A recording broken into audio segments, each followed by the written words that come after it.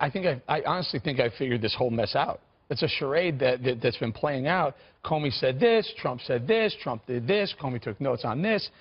Trump, after reading 7 pages of Comey's testimony we're going to hear tomorrow, you realize that Trump is unorthodox. He's not a regular politician, and maybe a long-time career FBI director, intel guy, is used to dealing with politicians. He wasn't used to some of the conversations with a Donald Trump who's unorthodox and not a politician. But then he can't go so far, and Comey can't go so far as to say there was obstruction of justice, nor was there interference, nor any request to look the other way on an investigation. Let me ask you a question. Which tells me if he's not willing to make that leap of faith, I'm not sure why we all should be. Well, I don't know what he is or is not going to do, but let me ask you, if Bill Clinton said to Loretta Lynch, I hope you can let this Hillary thing go, would you be saying the same thing? Kat, he did on 4 separate occasions said that he was never asked to end the investigation by Donald Trump. So, he said there were 4 discussions, but never once did Trump ask him to end the investigation. So, Ebony, is he how he gets out of that saying, oh, well, this was about Flynn, but it wasn't about Russia in general? Is that how he could get out of those previous statements? Of course, that's how he can get out of it. That's the issue, right, Kat? And I mean, look, here's the thing.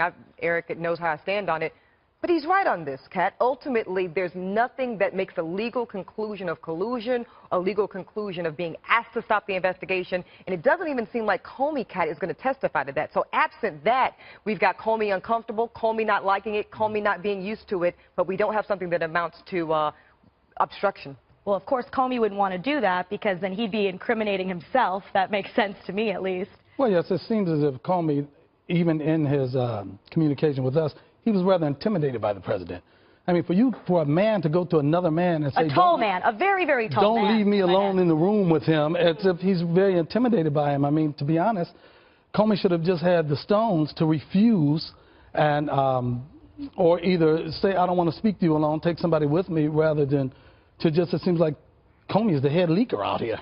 How's your own testimony leaked the day before you even testify? I wonder, Ebony, does this kind of interfere with Trump's live tweeting plans tomorrow? Or not? I would imagine so. I also don't know how happy President Trump was that this kind of rained on the parade. We're going to talk about it certainly in the show, about the announcement of his nominee to be the new FBI director, because that was kind of the news story of the day. Let's also not forget, Andrew, that this was a big smoking gun, that James Comey took extensive extemporaneous notes, and one of the notes he took was after a meeting with Donald Trump, or after a dinner with Donald Trump.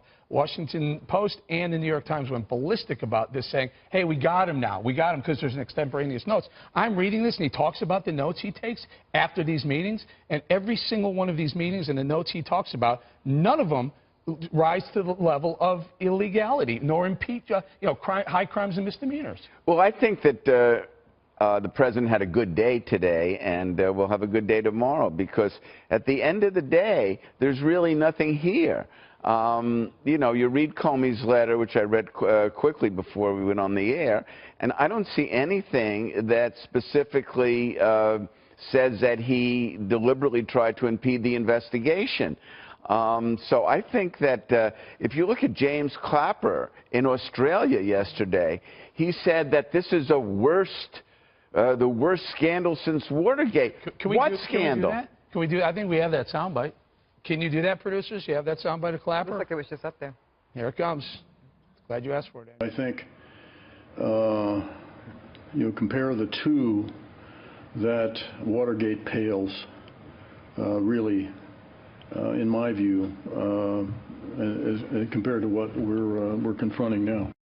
I think that comparisons to how it's the same or different than Watergate always have been and always will be useless, just because no matter what's happening, who cares? I care what's happening now. It's not going to be the exact same or exact different. Who cares? And by the way, insane to compare the two. And in Watergate, you had people admitting guilt to crimes. Yeah. We had actual crimes in Watergate. This, so far, as Hillary would call it, a nothing burger. You know what? I want to say this. Here, Jim Comey does it again. Gives us a bunch of buildup, right? Just like we saw with the Hillary investigation. So much buildup. Everyone from both sides with their popcorn, with bated breath, as the kids say, where's the tea? Where's the tea?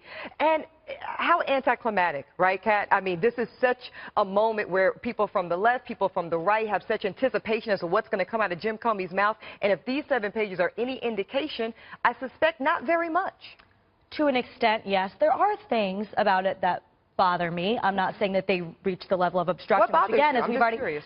well, it's inappropriate to even suggest about, stopping an investigation. It could be very well be that Trump was doing that for personal reasons, and then you get out of it because Comey said he wasn't doing anything previously for political reasons, which makes those two different.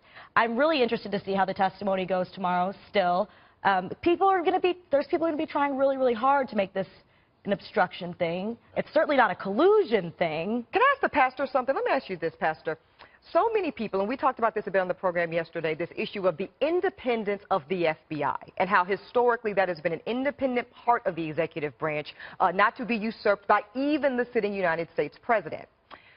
So much in what Kat talks about in terms of disturbing and uncomfortable, I think is Comey describing what he feels was the president trying to maybe intimidate him out of that objectivity, out of that independence. What say you to that claim of that level of intimidation? And if so, is that appropriate? Well, with Comey having been retained by President Trump, he would expect a certain degree of loyalty and commitment to his administration simply because I chose to retain you, when everyone suggested for him to fire him. And I think he thought long and hard about it. But I also believe that Mr. Trump is not afraid to rectify what he believes are mistakes. So rather than saying, I shouldn't have hired Comey in the first place, he just fired him. But I think he shouldn't have hired him in the first place.